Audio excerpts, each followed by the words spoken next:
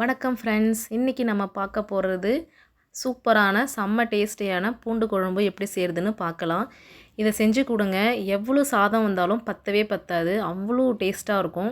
இந்த மாதிரி கெட்டியாக பூண்டு குழம்பு செஞ்சு கொடுங்க, எல்லாரும் விரும்பி சாப்பிடுவாங்க, குழந்தைங்க கூட விரும்பி சாப்பிடுவாங்க. வாங்க எப்படி செய்கிறதுன்னு பார்க்கலாம். ஒரு கடாயில் நல்லெண்ணெய் 2 ஸ்பூன் விட்டுக்கோங்க.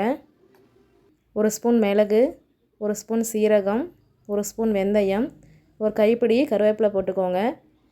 10-15 பூண்டு போட்டுக்கோங்க. ஒரு 10 வெங்காயம், சின்ன வெங்காயம் போட்டுக்கோங்க. இதை நல்லா வறுத்துக்கோங்க. 2 தக்காளி சேர்த்துக்கோங்க. அதையும் அது கூட சேர்த்து நல்லா கலந்து விடுங்க. இதை ஆற வச்சு ஒரு மிக்ஸி ஜாரில் சேர்த்து நல்லா ஃபைன் பேஸ்ட்டாக அரைச்சிக்கோங்க.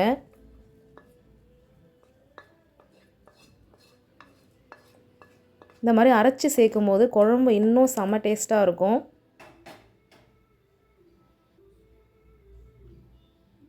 கொஞ்சமாக தண்ணி கூட நீங்கள் விட்டு அரைச்சிக்கோங்க.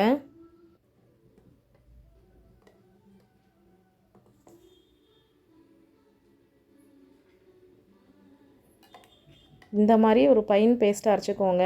அப்போ தான் குழம்பு நல்லா சூப்பராக இருக்கும். திரும்ப அதே கடாயில் உங்களுக்கு தேவையான அளவுக்கு நல்லெண்ணெய் விட்டுக்கோங்க.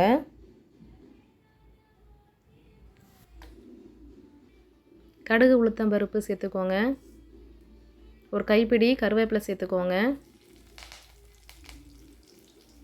3 வரமிளகாய் சேர்த்துக்கோங்க. ஒரு கைப்பிடி பூண்டு, சின்ன வெங்காயம் 2ஆக கட் பண்ணி சேர்த்துக்கோங்க. சின்ன வெங்காயம் எந்த அளவுக்கு சேர்க்குறீங்களோ அந்த அளவுக்கு குழம்பு ரொம்ப ருசியாக இருக்கும். வெங்காயம் நல்லா கோல்டன் ப்ரௌனாக கலர் மாதிரி வரணும், அது வரைக்கும் நல்லா வதக்கிக்கோங்க.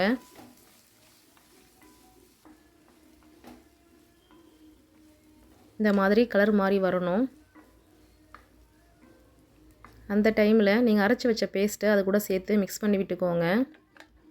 இந்த பேஸ்ட்டு சேர்த்ததுக்கப்புறம் அடுப்பு லோ ஃப்ளேமில் தான் இருக்கணும், ஹை ஃப்ளேமில் வைக்கக்கூடாது.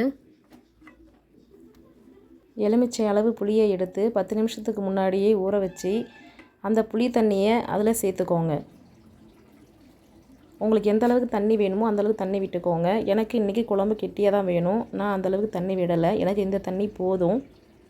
இதில் காரத்துக்கு தேவையான 3 டீஸ்பூன் மிளகாத்தூள், 1/2 டீஸ்பூன் மஞ்சள் தூள், தேவையான உப்பு எல்லாத்தையும் சேர்த்து மிக்ஸ் பண்ணி கலந்து விட்டுக்கோங்க.